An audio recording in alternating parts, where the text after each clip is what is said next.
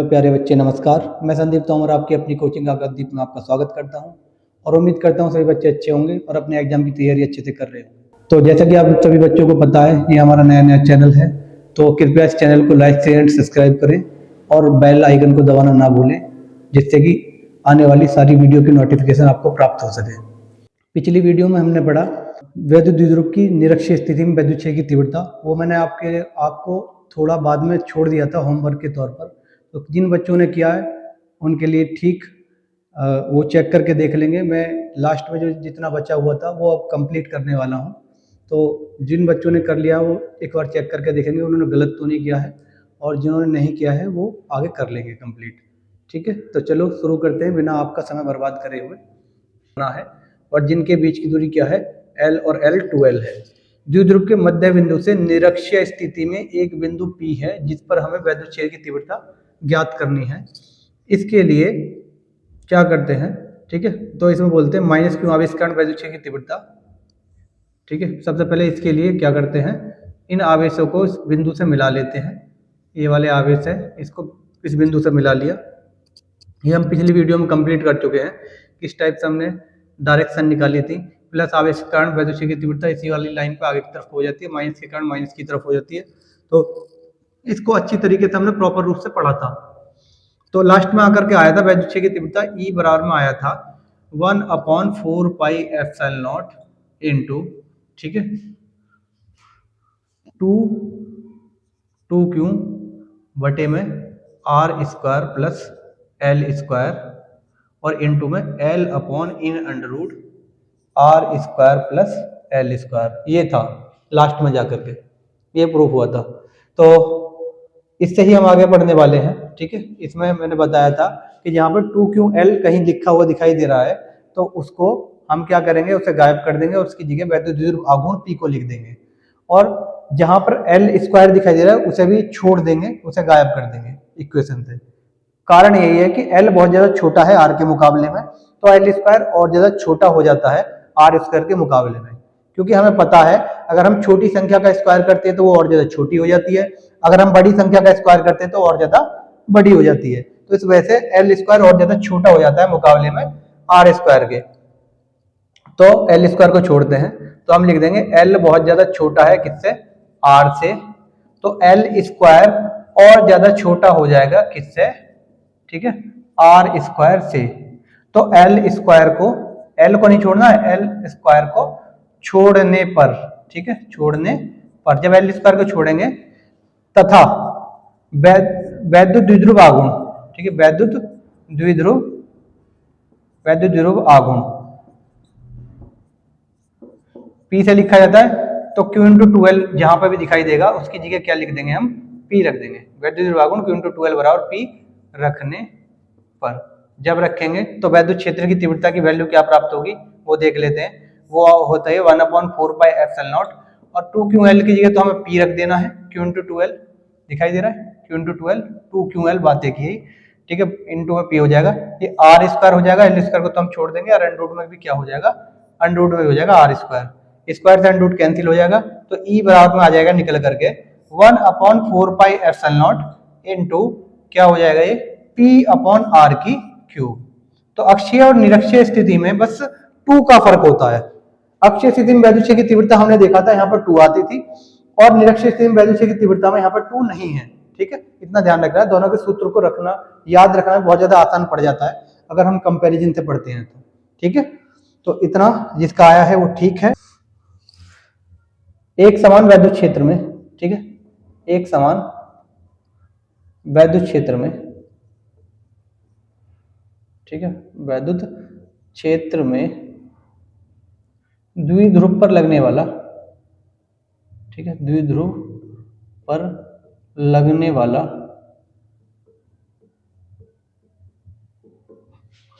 बलयुग्म आघूर्ण, ठीक है, बलयुग्म आघूर्ण, द्विध्रुव पर लगने वाला बलयुग्म आघूर्ण। ठीक है, तो एक समान वैद्युत क्षेत्र में द्विध्रुव पर लगने वाला बलयुग्म आघूर्ण, इसे ज्ञात करने के लिए सबसे पहले तो हम चित्र को समझेंगे।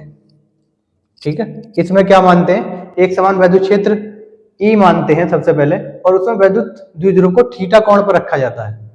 तो माना कोई वैद्युत क्षेत्र, या फिर सबसे पहले तो वैद्युत द्विध्रुव के बारे में ही बताएंगे, वैद्युत द्विध्रुव क्या होता है। थ्योरी को स्टार्ट सबसे पहले वैद्युत द्विध्रुव को सही करते हैं। तो इसमें बोलते हैं माना एक वैद्युत द्विध्रुव माइनस क्यू व प्लस क्यू आवेशों से मिलकर बना है। ठीक है, माना एक वैद्युत द्विध्रुव माइनस क्यू व प्लस क्यू आवेशों से मिलकर बना है, जिनके बीच की दूरी 12 है। ठीक है, जिनके बीच की दूरी 12 है। और द्विध्रुव को वैद्युत क्षेत्र में, एक समान वैद्युत क्षेत्र ई में क्षेत्र की दिशा से थीटा कोण पर रखा गया है। ये क्षेत्र की दिशा तो ये है, और ये थीटा कोण पर रखा गया है। समझ में आ रही बात नहीं? ये थीटा कोण पर रखा गया है। ठीक है, द्विध्रुव को एक समान वैद्युत क्षेत्र ई में क्षेत्र की दिशा से थीटा कोण पर रखा गया है। इसे इस तरीके से मिलाकर के त्रिभुज बना लेते हैं, ट्राइंगल बना लेते हैं। ठीक है, ट्राइंगल बना लेते हैं डैशिड लाइनों के द्वारा। ठीक है, ये ट्राइंगल बन चुका है, और इस ट्राइंगल का नाम रख लेंगे, द्विध्रुव का नाम तो ए बी है, ए बी सी ट्राइंगल का नाम रख लेंगे। ठीक है, ये हो जाएगा।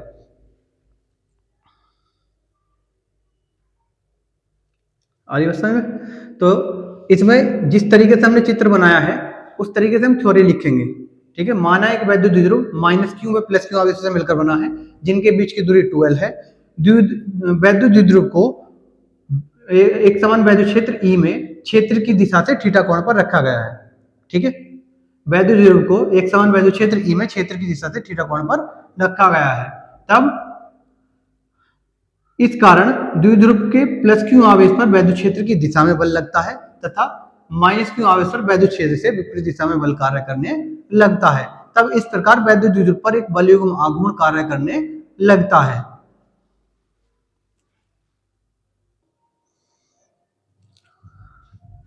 तो इसमें आगे लिखेंगे, जिस तरीके से हमने ये चित्र बनाया उसी तरीके से हम थ्योरी को लिखना शुरू करेंगे।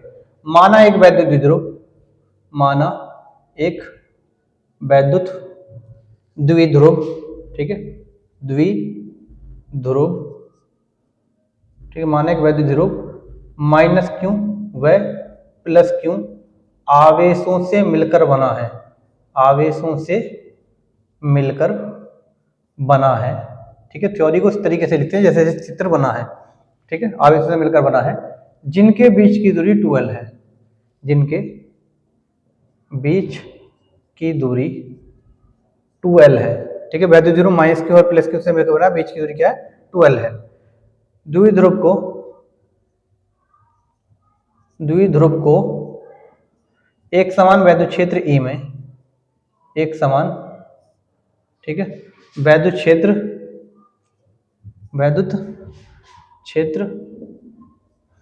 ई में क्षेत्र की दिशा से थीटा कोण पर रखा गया है। ठीक है, एक समान वैद्युत क्षेत्र ई में, वैद्युत बल रेखाएं जा रही है, वैद्युत क्षेत्र ई में, ठीक है, तो क्षेत्र की दिशा से थीटा कोण पर रखा हुआ है। ये थीटा कोण है, ये क्षेत्र की दिशा ये है, और इससे थीटा कोण पर ही रखा हुआ है। ठीक है, तिरछा रखा हुआ है, ऐसे इस तरीके से रखा हुआ है तिरछा। ठीक है, ये तिरछा रखा हुआ है इस तरीके से, तो क्षेत्र की दिशा से थीटा कोण पर रखा हुआ है। तब माइनस क्यू आवेश पर वैद्युत क्षेत्र से, ठीक है, वैद्युत क्षेत्र से विपरीत दिशा में तथा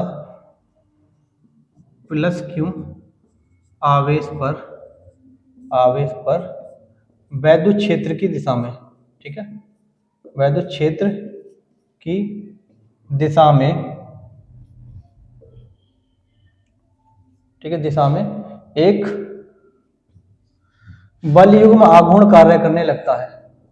बलयुग्म आघूर्ण कार्य, ठीक है, कार्य करने लगता है। ठीक है, कार्य करने लगता है। तब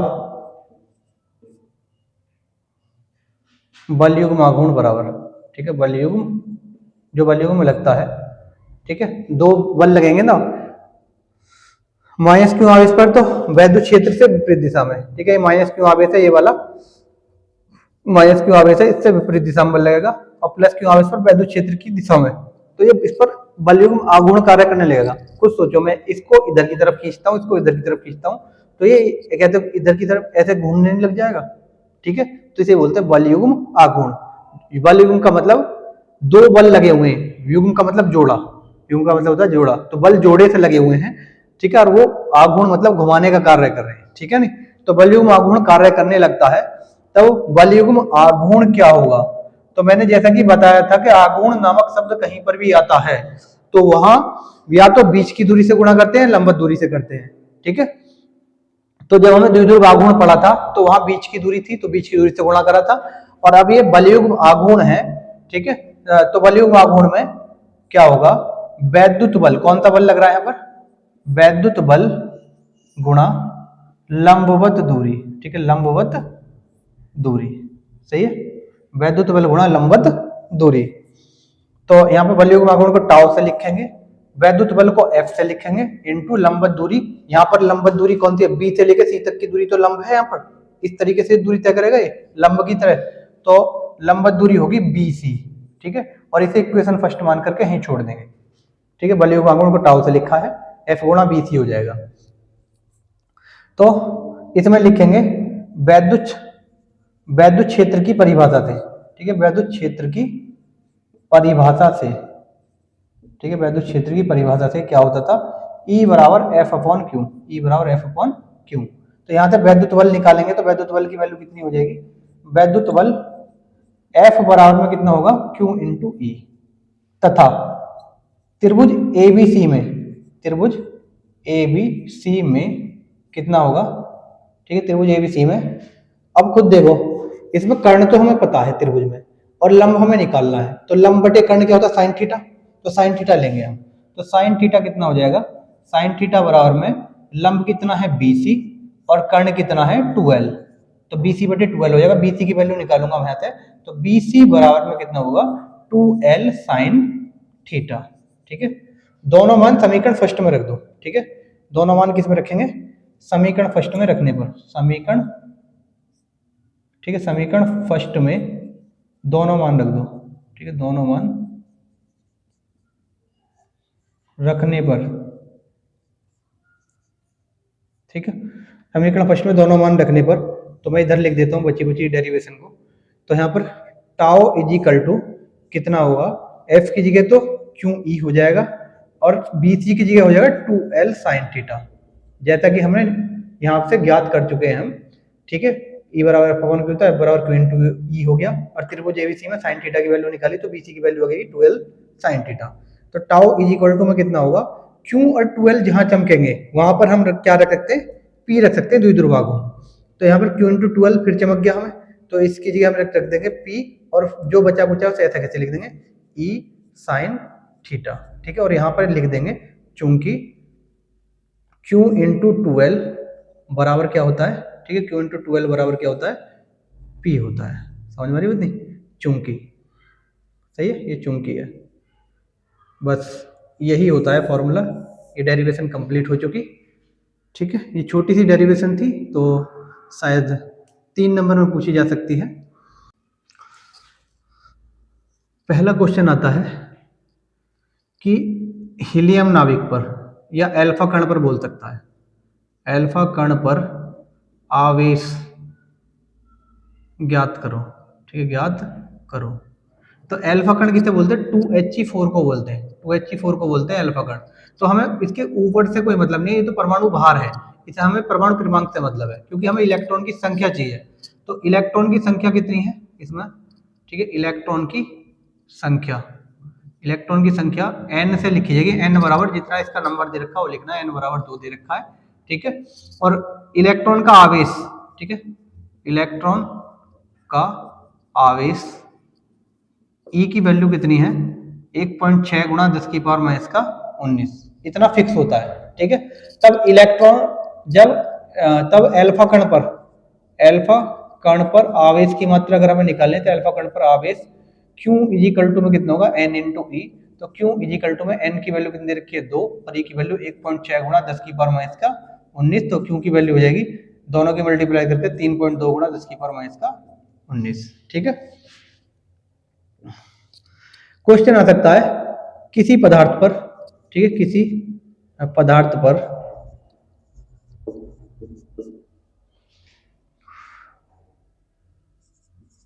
150 कूलाम का ऋणावेश है, ठीक है, ऋणावेश है, तब उस पदार्थ पर, ठीक है, कितने इलेक्ट्रॉन की अधिकता या कमी है, कितने इलेक्ट्रॉन की अधिकता या कमी है, अधिकता या कमी है, ये भी बताना अधिकता है या कमी है, ठीक है, कमी है, सही है, ये है। तो हमें पता है ऋणावेश है, ऋणावेश का मतलब होता है अधिकता होना, ठीक है, इलेक्ट्रॉन की अधिकता होगी तभी ऋणावेश आएगा, क्योंकि इलेक्ट्रॉन खुद नेगेटिव है, तो जहां जाएगा वहां ऋणावेश उत्पन्न करेगा, तो अगर कहीं है तभी तो ऋणावेश है, तो इलेक्ट्रॉन की अधिकता है, जरूरत से ज्यादा इलेक्ट्रॉन है, तो इस वजह से ऋणावेश है। तो तब उस पदार्थ पर कितने इलेक्ट्रॉन की अधिकता या कमी है ये हमें बतानी है। तो जो भी आवेश दे रखा पदार्थ पर आवेश है, तो आवेश को किससे लिखेंगे, आवेश को क्यू से लिखते हैं, क्यू बराबर में कितने दे रखा है, 150 कूलाम दे रखा है, ठीक है।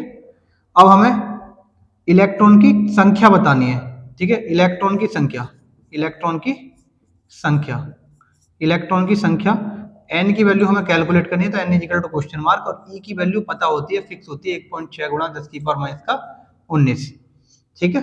तो हम आसानी से कर सकते हैं इसे, तो हमें पता होता है आवेश क्यू बराबर में, आवेश की वैल्यू होती है क्यू बराबर में n इंटू ई, अगर यहाँ से इलेक्ट्रॉन की संख्या निकालनी है, इलेक्ट्रॉन की संख्या n बराबर में कितना हो जाएगा, क्यू बटे ई, ठीक है, n बराबर क्यू बटे ई, ठीक है। इसको, इसके आंसर को आप सॉल्व करके कमेंट बॉक्स में लिखेंगे, उम्मीद है इस टाइप की कैलकुलेशन आप पर आती होंगी, तो इसके आंसर को कमेंट बॉक्स में लिखेंगे आप, ठीक है। नेक्स्ट क्वेश्चन का टाइप आ सकता है कि एक इलेक्ट्रॉन व प्रोटॉन के बीच की दूरी 3 मीटर है, ठीक है, ऐसे समझ लो, ये 3 सेंटीमीटर है या मिलीमीटर है, ऐसे समझ लो, mm लिख लेते हैं, मिलीमीटर, मिलीमीटर है, ठीक है। इस टाइप से ध्यान रखना है, सेंटी, सेंटी कहीं आता है तो सेंटी सी से लिखा जाता है सेंटी, देखो कहीं सी एम लिख रहा है तो इसका मतलब है सेंटीमीटर, पहले वर्ड का मतलब हुआ सेंटी, ठीक है, और दूसरे एम का मतलब तो हमेशा ही मीटर रहता है, ठीक है। तो सी का सेंटी सी के रूप में आएगा, और इसकी वैल्यू होती है 10 की पावर माइनस के 2, एक्स्ट्रा वर्ड होते हैं जो पावर का इस्तेमाल के लिए यूज करे जाते हैं, कहीं आता मिली, ठीक है, कहीं मिमी लिखा हुआ मिमी, तो पहले मी का मतलब मिली, दूसरे मी का मतलब मीटर, मिलीमीटर, ठीक है।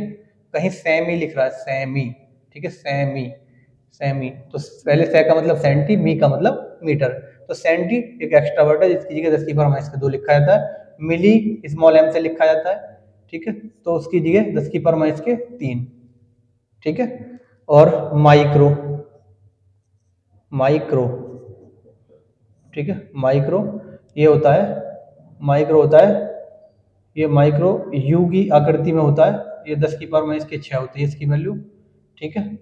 नैनो ये होती है स्मॉल एन, इसकी वैल्यू होती है 10 की पावर माइनस के 9, पिको स्मॉल पी होता है, ठीक है, और इसकी वैल्यू होती है 10 की पावर माइनस के 12, ठीक है। किलो, किलो कैपिटल के होता है, और इसकी वैल्यू होती है 10 की पावर प्लस के 3, ठीक है। मेगा या मिलियन, मेगा कैपिटल एम होता है, मिलियन में बोल देते हैं, 10 की पावर 6 होता है, ठीक है। ये एक्स्ट्रा वर्ड होते हैं, इनकी वैल्यू हमें पता होना चाहिए, और एम का मतलब अभी मैंने बताया था मिलीमीटर है, ठीक है, मिलीमीटर। तो ये बताना है, इनके बीच में वैद्युत बल बताना है, इनके बीच वैद्युत बल ज्ञात करना है, वैद्युत बल ज्ञात करो, ठीक है, इनके बीच में वैद्युत बल ज्ञात करना है हमें। तो सबसे पहले इलेक्ट्रॉन के आवेश, ठीक है, इलेक्ट्रॉन पर आवेश। इसके आवेश को किससे लिखना है? Q1 से लिखना है। Q1 बराबर में 1.6 गुणा 10 की पावर माइनस का 19 कूलाम। ठीक है, प्रोटॉन पर आवेश, प्रोटॉन पर आवेश Q2 से लिखना है। इसकी वैल्यू भी सेम होती है 1.6 गुणा 10 की पावर माइनस के 19। फर्क कितना है? इलेक्ट्रॉन पर आवेश नेगेटिव होता है, प्रोटॉन पर आवेश पॉजिटिव होता है। ठीक है, इनके बीच की दूरी, ठीक है, बीच की दूरी को लिखते हैं आर से। आर बराबर में कितना रखा है? 3 मिलीमीटर। 3 मिली हटाने के लिए 10 की पावर माइनस के 3 और ये हो जाएगा सिर्फ मीटर। ठीक है, शुरू वाले एम का मतलब मिली होता है और मिली हटाने के लिए 10 की पावर माइनस के 3 का यूज करते हैं और ये मीटर तो चलेगा ही चलेगा। ठीक है, कैलकुलेशन जब भी हम करते हैं वो मूल मात्रकों में करते हैं। ठीक है, मूल मात्रक बेसिक मात्रक होते हैं इनके, तो आप जानते ही होंगे। दूरी का मात्रक मीटर होता है, समय का मात्रक सेकंड होता है और द्रव्यमान का मात्रक किलोग्राम में होता है। तो इस तरीके से ही हम कैलकुलेशन करते हैं, समय को सेकंड में कन्वर्ट करते हैं। ठीक है, दूरी को मीटर में बनाते हैं, तो उस तरीके से ही हम कैलकुलेशन करते हैं। ठीक है, नहीं, ये ध्यान रखना है, मूल मात्रकों में ही कैलकुलेशन होती है। और इनके बीच में बल निकाला है तो वैद्युत बल का सूत्र होता है F = 1/4πε0 इंटू Q1 Q2 और अपॉन में R का स्क्वायर होता है। F बराबर में इसकी वैल्यू तो फिक्स होती है 9 गुणा 10 की पावर 9 और Q1 की वैल्यू कितनी है? 1.6 गुणा 10 की पावर माइनस के 19।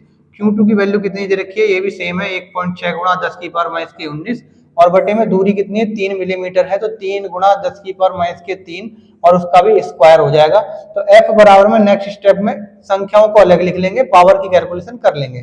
तो 9 गुणा 1.6 गुणा 1.6 हो जाएगा और बटे में, ठीक है, इसको 2 बार लिख लेंगे। स्क्वायर होने का मतलब है 2 बार लिखना उसी संख्या को, तो मैं लिख लूंगा इसे 3 गुणा 10 की पावर माइनस के 3 और 3 गुणा 10 की पावर माइनस के 3। जो कोष्टक के अंदर संख्या होती है उसे ही 2 बार लिख लिया जाता है अगर स्क्वायर है तो। क्यूब है तो 3 बार लिख लेंगे। ठीक है, और गुणा पावर अगर मैं सॉल्व करूंगा तो ये 19 और 19 कितने हो जाएंगे? एक जैसे चिन्ह वाली घात जुड़ जाती है, अपोजिट चिन्ह वाली घट जाती है। ठीक है, और साइन उसका आता है जो घात ज्यादा होती है। 19 और 19 कितने हो जाएंगे? 38, क्योंकि ये भी माइनस किया ये भी माइनस किया, दोनों जुड़ जाएंगे 38 हो जाएंगी। और 38 में से 9 गया क्योंकि ये प्लस किया तो ये घटेगी। 38 में से 9 गया, कितने बचेंगे? 10 की पावर 29 और चिन्ह किसका आएगा? माइनस वाले का आएगा क्योंकि माइनस वाली पावर ज्यादा थी, तो 10 की पावर माइनस का 29 होगा। तो इसे सॉल्व कर लेंगे। ये कितनी बार हो जाएगा? ये 3 और 3 से 9 कट जाएगा, 10 की पावर माइनस के 3 माइनस के 3, ठीक है, जुड़ जाएंगे, कितने होंगे? 10 की पावर माइनस के 6 और माइनस के 6 ऊपर जग कैसे हो जाएंगे? प्लस के 6। F = में हो जाएगा 1.6 1.6 से मल्टीप्लाई करेंगे तो हो जाएगा 2.56। ठीक है, 16 का स्क्वायर 256 होता है। एक अंक पहले और एक अंक पहले, 2 अंक पहले पॉइंट लगा के तो ये कर दो, 2 अंक पहले पॉइंट लगा दिया हमने यहाँ पर। और गुणा 10 की पावर कितना हो जाएगा? 3 ऊपर ले जाएंगे तो 10 की पावर माइनस के 26 हो जाएगा। इतने न्यूटन का बल लगेगा आंसर। ठीक है, ये ध्यान रखना।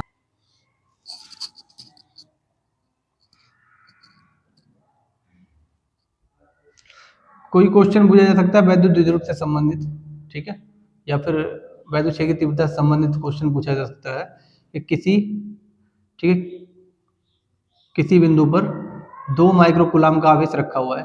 ठीक है, 2 माइक्रो कूलाम का आवेश रखा हुआ है, बिंदु आवेश।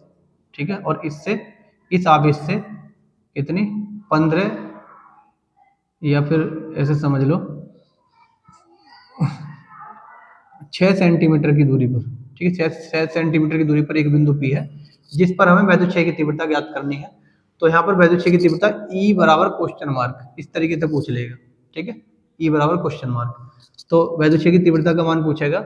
तो इसमें हम निकालेंगे, ये आवेश को लिखेंगे Q से और दूरी को लिखेंगे R से। ठीक है, आवेश को Q से, दूरी को R से। तो वैद्युत क्षेत्र की तीव्रता का बेसिक फॉर्मूला हमने पिछली वीडियो में पढ़ा है, 1/4πε0 इन 2 में क्या होता है? Q बटे R का स्क्वायर होता है। ठीक है, आवेश Q की वैल्यू दी गई है। ठीक है, आवेश, ये बिंदु आवेश के कारण वैद्युत क्षेत्र होता है। तो आवेश Q बराबर में कितना दे रखा है? 2 माइक्रो कूलम। माइक्रो हटाने के लिए 10 की पावर माइनस के 6, जो कि मैं यहाँ पे एक्स्ट्रा वर्ड लिख चुका हूँ। माइक्रो की वैल्यू होती है 10 की पावर माइनस के 6 और R की वैल्यू दे रखी है कितनी? 6 सेंटीमीटर। 6 सेंटी हटाने के लिए 10 की पावर माइनस के 2, इतने मीटर हो जाएगा। ज्यादातर मिली और सेंटी का ज्यादा यूज होगा, कहीं कहीं माइक्रो का यूज भी होगा, नैनो का भी यूज होगा, पिको का भी होगा, कहीं कहीं होगा, परंतु मिली और सेंटी तो बहुत ज्यादा यूज होता है। ठीक है, किलो का भी बहुत यूज होता है। सही है, ये ध्यान रखना है फिजिक्स के अंदर। तो अब दोनों वैल्यू इसमें पुट कर दो तो कितना आ जाएगा, ई की वैल्यू निकल करके, इसकी वैल्यू तो होती है 9 गुणा 10 की पावर 9 और गुणा क्यू की वैल्यू कितनी होती है 2 गुणा 10 की घात माइनस के 6 और बटे में, ठीक है, बटे में क्या होगा, बटे में इसका आर का स्क्वायर है तो आर की वैल्यू कितनी दे रखी है 6 गुणा 10 की पावर माइनस के 2 और इसका स्क्वायर है, ठीक है। ई बराबर में कितना होगा 9 गुणा 10 की पावर 9 हो जाएगा और गुणा 2 गुणा 10 की पावर माइनस के 6 और बटे में इसकी वैल्यू को दो बार लिखते हैं तो 6 गुणा 10 की पावर माइनस के 2 गुणा 6 गुणा 10 की पावर माइनस के 2, स्क्वायर हो तो दो बार लिखेंगे, जितनी बार पावर होती है उतनी बार कोष्टक वाली संख्या को लिखते हैं गुणा में। देखो 6 गुणा 10 की पावर 2 ये दिख रहा हुआ है कोष्टक में, दो बार लिखा मैंने गुणा में, ये रहा। अब जो पावर होती है उनकी कैलकुलेशन अलग करो, संख्याओं की कैलकुलेशन अलग करो, ठीक है। तो ये करा हमने, 2 से ये कितनी बार कट जाएगा 3 बार और 3 से 3 बार कट जाएगा और इस वाले 3 से 2 बार कट जाएगा, ठीक है। तो ई बराबर में क्या बचेगा, ई बराबर में बचेगा कि 9 में से 6 गए कितने बचेंगे 3, तो ऊपर 1 बचा, 1 गुणा 10 की पावर प्लस के 3 बचा और नीचे क्या बचा 2 बचा, ठीक है। और ये 10 की पावर माइनस के 2 कैसे हो जाएंगे, 10 की पावर माइनस के 4 हो जाएंगे, ऊपर जाके प्लस के 4 हो जाएंगे, गुणा 10 की पावर प्लस के 4। अब एक 10 को तो यहाँ दे दो 2 डिवाइड करने के लिए, तो ई बराबर में हो जाएगा, या तो 1/2 को लिख दो 0.5, 2 से 1 में भाग देंगे 0.5 और गुणा 10 की पावर कितना हो जाएगा 4 और 3 7 हो जाएगा। तो या तो यही आंसर लिख दो या फिर थोड़ा सा हम इस आंसर को सॉल्व करके लिखेंगे, 5 के इधर की साइड पॉइंट को खिसका लेंगे तो एक हम दाईं तरफ भी पॉइंट को खिसकाते हैं तो प्लस की पावर घटती है और माइनस की पावर बढ़ती है, ऐसे समझ लेना, दाईं तरफ खिसकाने से पॉइंट को माइनस की पावर आती है, ठीक है। तो मैं इसे लिख सकता हूं ई बराबर में 5 गुणा 10 की पावर माइनस का 1 और गुणा 10 की पावर माइनस के 7 चल ही रहा है, तो 1 में से प्लस के 7 चल रहा है, ठीक है। 7 में से 1 गया कितने बचेंगे 6 बचेंगे, तो ई की वैल्यू कितनी आ जाएगी निकल करके, ई की वैल्यू हो जाएगी 5 गुणा 10 की पावर माइनस के प्लस के 6, ठीक है। इतने न्यूटन बटे कूलाम, इसके मैंने दो मात्रक बताए होंगे आपको, एक तो न्यूटन बटे कूलाम और दूसरा वोल्ट बटे मीटर बताया है, ठीक है। वैद्युत क्षेत्र का बेसिक सूत्र हम पता चल गया, ठीक है। इसमें एक आता है कि क्वेश्चन आएगा 9E व 16E आवेश एक दूसरे से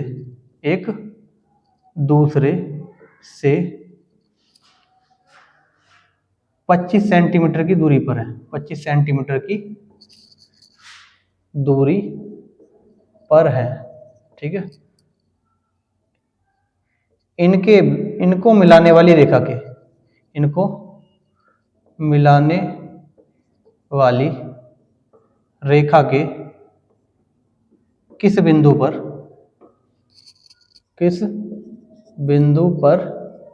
वैद्युत क्षेत्र शून्य होगा, ठीक है, वैद्युत क्षेत्र शून्य होगा, ठीक है। तो इसमें चित्र बनाना है, एक 9E दूसरा 16E, ये 9E है, यहाँ पर कितना है 16E है, एक दूसरे से कितने 25 सेंटीमीटर की दूरी पर स्थित है, 25 सेंटीमीटर की दूरी पर स्थित है। तो दूसरा टाइप इसका ये भी आ सकता है कि इन दोनों के बीच में किसी आवेश Q को, ठीक है, किसी आवेश Q को कहाँ रखा जाए कि उस पर कोई भी बल न लगे, इस टाइप से भी दूसरे टाइप में पूछा जा सकता है। अगर कोई भी बल न लगे तब भी बोल रहा है तो तब भी हमें सेम कंडीशन से करना पड़ेगा, वैद्युत क्षेत्र शून्य निकालना पड़ेगा, क्योंकि जहां वैद्युत क्षेत्र शून्य होगा वहीं वैद्युत बल भी शून्य होगा, ठीक है। नहीं तो अगर दूसरे टाइप से अगर ये बोलेगा इन दोनों के बीच आवेश को कहां रखा जाए कि उस आवेश पर कोई भी बल न लगे, तो हमें सेम तरीके से ही ज्ञात करना पड़ेगा, वैद्युत क्षेत्र शून्य ज्ञात करना पड़ेगा, ठीक है। तो इनके बीच में अब खुद ही सोचो, ये दोनों ही प्लस के, ये भी प्लस का है ये भी प्लस का है, तो प्लस के कारण वैद्युत क्षेत्र बीच में शून्य हो सकता है, मिलाने वाली रेखा के साइड में भी शून्य हो सकता है वैद्युत क्षेत्र, ठीक है, यहाँ पर भी शून्य हो सकता है, राइट साइड में इंगे भी शून्य हो सकता है कहीं, ठीक है। परंतु बीच में शून्य क्यों होगा, उसका कारण यह है कि हम जानते हैं प्लस आवेश के कारण जहां वैद्युत क्षेत्र वही शून्य हो सकता है जहां पर दोनों की बल रेखाएं एक दूसरे को काटती होंगी, मतलब एक दूसरे से अपोजिट दिशा में होंगी, वहीं पर वैद्युत क्षेत्र शून्य होगा। तो 9E के कारण वैद्युत क्षेत्र को अगर मैं E मानूंगा तो बीच में कोई पॉइंट मान लेता हूं, यहां पर वैद्युत क्षेत्र शून्य होगा, ऐसा मैं मान लेता हूं, तो मैं देखूंगा दिशा किधर की तरफ को है, तो इस वाले आवेश के कारण 9E आवेश के कारण इस वाले बिंदु पर वैद्युत क्षेत्र की तीव्रता की दिशा आगे की तरफ को होगी। क्यों होगी आगे की तरफ? मैंने पहले बताया था प्लस आवेश से बल रेखाएं आगे की तरफ को निकलती है, बाहर की तरफ को निकलती है। ठीक है, तो इस वाले बिंदु पर, इस वाले आवेश के कारण इस वाले बिंदु पर बल रेखाएं आगे की तरफ को जारी होंगी। ठीक है, ऐसी 16 ही आवेश के कारण इस वाले बिंदु पर बल रेखाएं, इसकी बल रेखाएं इंगे की तरफ को जारी होंगी, इधर की तरफ। ठीक है, तो अगर मैं इसके कारण वैद्युत क्षेत्र E1 मान लूं और इसके कारण वैद्युत क्षेत्र E2 मान लूं, तो E1 E2 अपोजिट दिशा में आगे नहीं आगे। ठीक है, अगर अपोजिट दिशा में आगे हैं तो बीच में ही वैद्युत क्षेत्र शून्य होगा। तो इसमें मान लेंगे, माना, ठीक है, 9e आवेश से x दूरी पर मध्य, ठीक है, दोनों आवेशों के मध्य, ठीक है, दोनों आवेशों के मध्य वैद्युत क्षेत्र शून्य है। ठीक है, वैद्युत क्षेत्र शून्य है तब। ठीक है, अब दोबारा बना लो इस चित्र को। ये है, यहाँ पर ये 9e है, यहाँ पर 16e है, टोटल मिलाकर 25 सेंटीमीटर की दूरी है। यहाँ पर हमें निकालना है, तो ये x दूरी मान ली हमने, ये वाली दूरी x मानी है, तो बची कुछ दूरी कितनी होगी? टोटल में से x घटा तो 25 माइनस x होगी। ये वाली दूरी कितनी होगी? 25 माइनस x। और यहाँ पर वैद्युत क्षेत्र इधर की तरफ को तो E2 है और इधर की तरफ को क्या है? E1 है। यही तो है चित्र। ठीक है, तो परिणामी वैद्युत क्षेत्र का मान शून्य होना चाहिए। ठीक है, परिणामी वैद्युत क्षेत्र का मान शून्य होना चाहिए, तो E2 minus E1 is equal to में 0 होना चाहिए परिणाम वैद्युत क्षेत्र। ठीक है, शून्य होना चाहिए, तो इसका मतलब E2 minus E1 is equal to क्या होना चाहिए? 0 होना चाहिए। अगर मैं लिखना चाहूं तो E2 इज इक्वल टू क्या होगा? E1 होगा, या E1 is equal to E2 होगा। E2 की वैल्यू 2 ये मानना है, 1 ये मानना है। ठीक है, ये क्यों 1 है, ये क्यों 2 है। ठीक है, तो E2 की value 1/4 pi epsilon not into Q2 बटे R2 का square is equal to E1 की value 1/4 pi epsilon not into Q1 बटे R1 का स्क्वायर। 1/4 पाई एप्सिलॉन नॉट से 1/4 पाई एप्सिलॉन नॉट कैंसिल हो जाएगा। ठीक है, तो Q2 की वैल्यू क्या रखेंगे? 16e। Q2 की वैल्यू क्या रखेंगे? 16e, और बटे में R2 की वैल्यू क्या रखेंगे? R2 की वैल्यू इस वाले 16e आवेश से कितनी दूरी पर वैद्युत क्षेत्र शून्य माना है? यहाँ पे तो माना है, तो ये 25 माइनस x दूरी है 16e। ये Q2 माना है, जब ये वाला अगर मैंने Q2 माना है तो इसकी दूरी को क्या मानूंगा मैं? R2 मानूंगा, और R2 की वैल्यू कितनी है? 25 माइनस x। तो मैं लिखूंगा यहाँ पे 25 माइनस x का स्क्वायर इज इक्वल टू में, ठीक है, बाकी बचा कितना? ये Q1 की वैल्यू कितनी है? Q1 की वैल्यू 9e है, और 9e से x दूरी पर है तो x का स्क्वायर। ठीक है, e से तो e कैंसिल हो जाएगा, तो मैं इसे लिख सकता हूं संयुक्त रूप से 4 बटे 25 माइनस x का होल स्क्वायर लिख सकता हूं। ऊपर वाले का भी स्क्वायर, नीचे वाले का भी स्क्वायर, इसका अंडर रूट करके इसका स्क्वायर कर लिया। 4 किसका वो होता है? ठीक है, 4, ये 4 का वर्ग है, तो इसका अंडर रूट क्या होगा? 4 होगा। तो अंडर रूट करके इसका स्क्वायर कर लिया, तो ऊपर वाले का भी स्क्वायर होगा, नीचे वाले का भी स्क्वायर होगा, तो मैंने ऊपर नीचे का होल स्क्वायर कर लिया। ठीक है, ऐसे सेम टू सेम ई से ई तो कैंसिल हो चुका है, तो यहाँ पे कितना होगा? 3 बटे x का होल स्क्वायर। तो दोनों पक्षों का अंडर रूट कर देंगे तो हो जाएगा 4 बटे 25 माइनस एक्स बराबर 3 बटे x हो जाएगा। मल्टीप्लाई कर लेंगे कैचिनुमा, तो हो जाएगा 4x इज इक्वल टू में 25 थी 75 माइनस 3x। ठीक है, 75 माइनस 3x हो जाएगा। अगर इसे हम सॉल्व करना चाहेंगे, ठीक है, सॉल्व करना चाहेंगे तो माइनस का जोड़ा का प्लस का हो जाएगा। ठीक है, 4x प्लस 3x बराबर में 75 हो जाएंगे।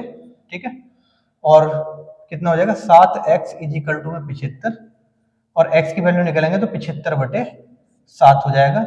डिवाइड करेंगे तो आंसर आ जाएगा पॉइंटों में। ठीक है, x बराबर में कितना होगा? 7 ढाई 70, ठीक है, 10 पॉइंट कितना हो जाएगा?